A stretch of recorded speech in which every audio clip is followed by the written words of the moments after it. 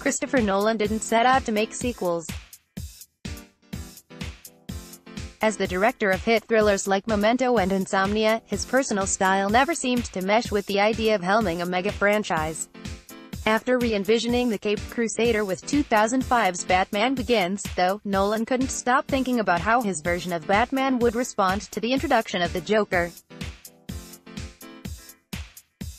The result was The Dark Knight, a hyper-real exploration of how chaos shakes up the mission of the righteous, complete with huge stars, incredible stunts, and an Oscar-winning performance by the late Heath Ledger. To revisit this landmark movie, which was released 10 years ago, here are 19 fascinating facts about The Dark Knight.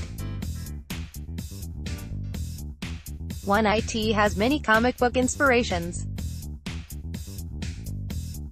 While it doesn't adapt any one specific story to the screen, The Dark Knight did draw inspiration from several specific Batman stories in the pages of DC Comics.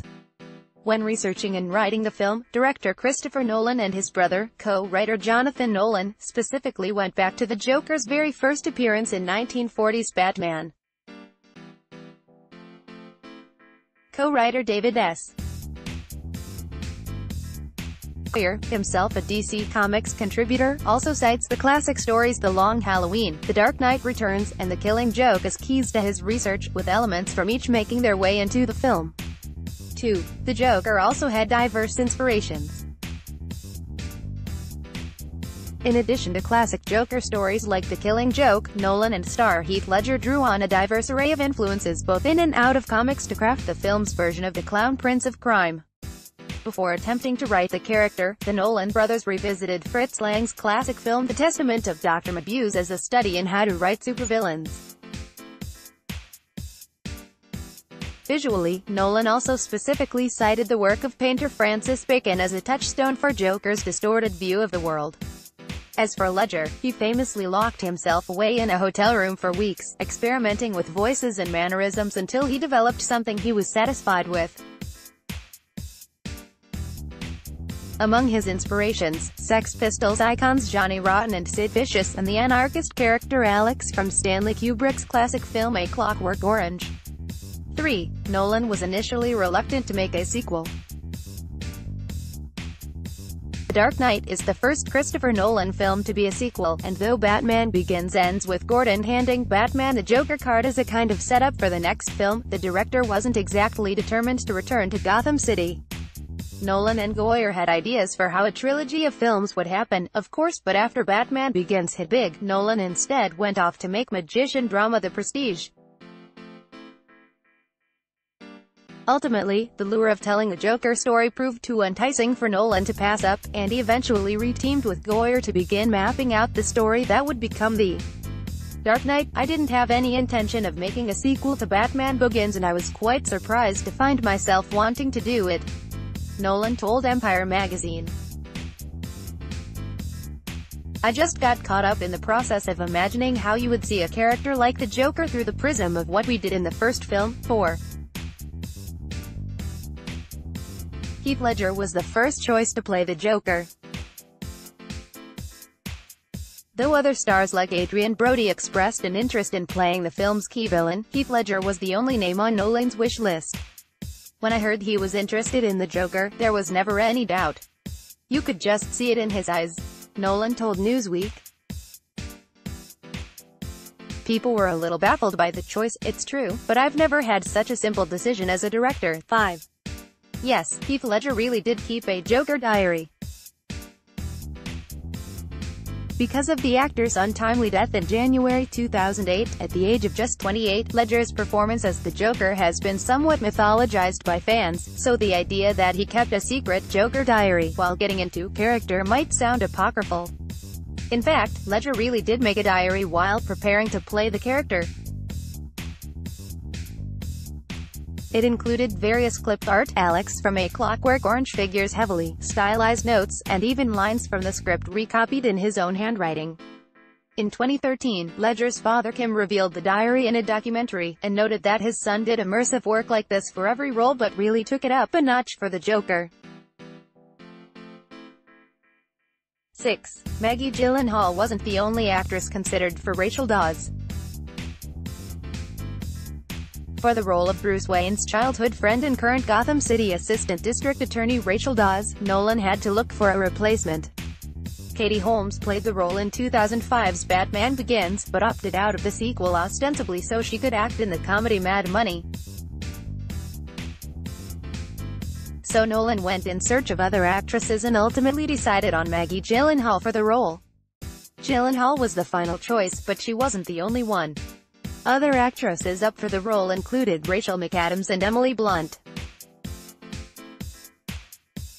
7GYLLENHAAL took the role based on Nolan's presence alone. For many actors, the prospect of starring in a sequel to a hit film is a major draw. For others, the prospect of finally being a part of a Batman film would do the trick. For Gyllenhaal, who stepped in as Rachel Dawes, there was only one key reason to say yes: Christopher Nolan. When Chris approached me about the film, it was almost incidental that it was about Batman, Gyllenhaal said. I was lured into becoming intrigued by the character through the process of making the movie. From the very beginning, Chris was so interesting and engaging, and so interested in me and my ideas about Rachel, that I wanted to be a part of it. 8. Aaron Eckhart wasn't the only star considered for Harvey Dent. Though The Dark Knight is unquestionably a Batman movie, Nolan and company didn't consider the Caped Crusader to be the film's main character. Bruce Wayne was the protagonist of the first film, Goyer said, but we decided early on that he would not be the protagonist of the second film, that, in fact, Harvey Dent would be. To that end, finding the right actor to play Gotham's district attorney was crucial. Nolan ultimately chose Aaron Eckhart, who reminded him of Robert Redford, to play the part, but Eckhart wasn't the only star considered.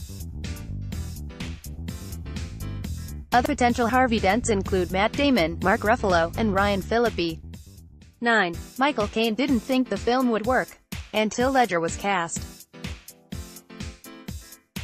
Batman fans weren't the only skeptics when it came to Nolan's decision to deliver a new cinematic Joker. Michael Caine, who played Bruce Wayne's loyal butler Alfred, was very apprehensive when Nolan told him The Dark Knight's villain would indeed be the Clown Prince of Crime, namely because Jack Nicholson's performance as the character in 1989's Batman still cast a very large shadow. "You don't try and top Jack," Caine said. When Nolan informed Caine that Ledger had been cast in the role, though, the film legend came around. "I thought, now that's the one guy that could do it," laughs. "My confidence came back. And then when I did this sequence with Heath, I knew we were in for some really good stuff." 10th Joker's scars were inspired by a real person.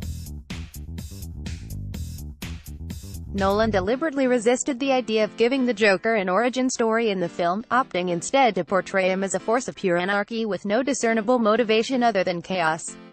For this reason, the character's scarred face, as opposed to the chemically induced frozen grin given to the character's previous movie incarnation, had no clear source. In fact, the character deliberately tells different stories to different characters to explain where the scars came from. As a result, prosthetics supervisor Connor O'Sullivan was driven to take inspiration for the scars from real life. So, he used an actual man on the street as a reference. "I immediately thought of the punk and skinhead era and some unsavory characters I had come across during this time," O'Sullivan recalled. The terminology for this type of wound is a Glasgow or Chelsea smile. My references had to be real. A delivery of fruit machines was made to the estate near my workshop and the man delivering them had a Chelsea smile. I plucked up the courage to ask him for a photo and he told me the story of how he had got his scars while being involved with a dogfight. Needless to say, I didn't pursue the matter, but the photos proved to be very useful reference. 11. Ledger licked his lips because of the Joker prosthetics. One of the most identifiable characteristics of Ledger's portrayal of the Joker is the way he almost constantly licks his lips inside and out, probing his scars with his tongue over and over again.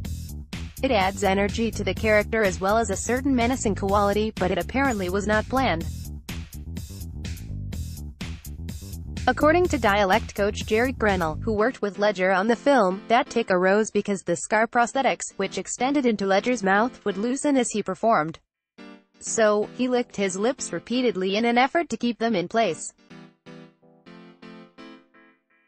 The last thing that Heath wanted to do was go back and spend another 20 minutes or half-hour trying to get the lips glued back again, so he licked his lips a lot, Grenell recalled. And then slowly, that became a part of the character. 1-2 movie made IMAX history.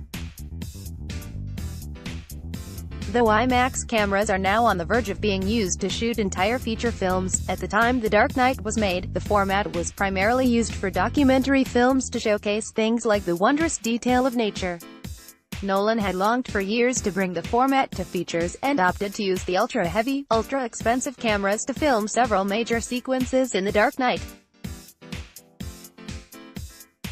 Most famously, the film's prologue, featuring the Joker's bank robbery, was filmed on IMAX and released early, in its entirety, as a teaser. 13. The Joker freaked Kane out so much, he forgot his lines. The scene in which Bruce Wayne is hosting a fundraiser for Harvey Dent in his elegant Gotham City townhouse, Ledger and a group of Joker goons were meant to burst into the party via the elevator. Kane, as Alfred, was supposed to be there waiting to greet guests as the elevator doors opened, only to be frightened by the appearance of the Joker. Kane was there waiting, the elevator doors opened, and he was apparently so frightened by what he saw that any lines he was meant to deliver during the scene completely left his mind. I was waiting for Batman's guests, but the Joker had taken over the elevator with, he has 7 dwarfs and... "Oh, wait until you see them," he said while promoting the film. So, I'd never seen any of it, and the elevator door opened and they came out and I forgot every bloody line. They frightened the bloody life out of me. 14. The truck flipping sequence was done for real. Embracing the hyper-realism of his version of Batman, Nolan opted to do many of The Dark Knight's biggest stunts practically rather than relying on CGI. That includes arguably the biggest and most visually staggering stunt in the film, when Batman uses steel cables to flip the Joker's 18-wheeler trailer over cab in the middle of a Gotham street. While another filmmaker might have opted to recreate the moment with computers or models, Nolan wanted to do it for real, on a real Chicago street. The task of pulling it off fell to special effects supervisor Chris Corbould, who ran tests in a more isolated area to ensure the flip wouldn't harm any member of the crew or any neighboring buildings. With the test successful, the production was primed to film the stunt, though Corbould still tried to talk Nolan into scaling it down. It was a funny thing, and this is always the way working with Chris, where he kept trying to talk me into a smaller vehicle. Nolan said. He said, "Can't it be one of those SWAT vans, not an articulated truck?" I kind of went along with that for a while and we storyboarded it that way and kept talking about it. And I finally just went to him and said, "Chris, you can do this, you're fine. It's gotta be a huge truck, it's gotta be a big 18-wheeler, and he went, "Oh, alright," in that way he does, and he figured out a way to do it. Nobody had ever done it before and it was really a pretty amazing thing to watch. 15. Christian Bale perched on skyscrapers himself as Batman. One of the most beautiful shots in the film finds Batman, cape billowing around him, perched atop Chicago's Sears Tower as he surveys his city. It's a gorgeous image, but also one that easily could have been carried out by a stuntman, so Bale didn't have to take the risk. The star was having none of that. When he found out his stuntman Buster Reeves was preparing to perform the perch, Bale rushed to convince Nolan that he should be the one to stand 110 stories above Chicago for the helicopter shot. "It was important for me to do that shot," Bale explained, "because I wanted to be able to say I did it." Bale also opted to perform a similar stunt in which Batman stands on a ledge of the IFC2 building in Hong Kong. By then, he was quite comfortable with the height. 16. Bale couldn't manage the Batbot. One of the great visual hallmarks of Nolan's Batman films is the introduction of the Batbot, the Dark Knight's sleek motorcycle. While it may look like an oversized version of any other bike, the pod didn't handle the same way, so a specially trained stunt driver was required. Jean-Pierre Goy was the man. He took to the vehicle immediately and trained for months to master the high-speed sequences required for the film. Bale, who was more than willing to volunteer to drive the Batpod, was ultimately only able to ride it when it was attached to camera rigs. Jean-Pierre was the only one who could master it, Bale admitted. Everybody else just fell off instantly. 17. The film includes a small tribute to Ledger's daughter. For the scene in which the Joker sneaks into a panicked Gotham hospital to see Harvey Dent, Ledger dressed up in a nurse's uniform. If you look closely, you'll see that the nurse's name tag reads Matilda. Matilda is Ledger's daughter, who was born in 2005. 18. A sitting U.S. senator made a cameo. When the Joker and his goons crash Bruce Wayne's fundraising party, almost everyone in the room is intimidated into silence. One man, though, is not. He tells the Joker, "We're not intimidated by thugs," and the Joker then grabs him and holds a knife to his mouth. That man is Patrick Leahy, the Democratic U.S. Senator from Vermont. A lifelong comic book fan, Leahy has appeared in 5 Batman films to date, including 2016's Batman v Superman: Dawn of Justice, where he sat alongside actress Holly Hunter in a congressional hearing. 19. The mayor of a city called Batman sued the production. Weird lawsuits surrounding major motion pictures are nothing new, but The Dark Knight inspired a particularly strange one. In late 2008, after the film had opened to rapturous critical acclaim and enormous box office success, Hussein Khalkhan, the mayor of Batman, Turkey, sued Nolan and Warner Brothers for what he deemed a negative impact the film had caused on his city. There is only one Batman in the world. The American producers used the name of our city without informing us. Needless to say, given that Batman is still as popular as ever, the suit didn't go anywhere. Additional source: The Art and Making of the Dark Knight Trilogy, by Jody Duncan Jesser and Janine Pooroy.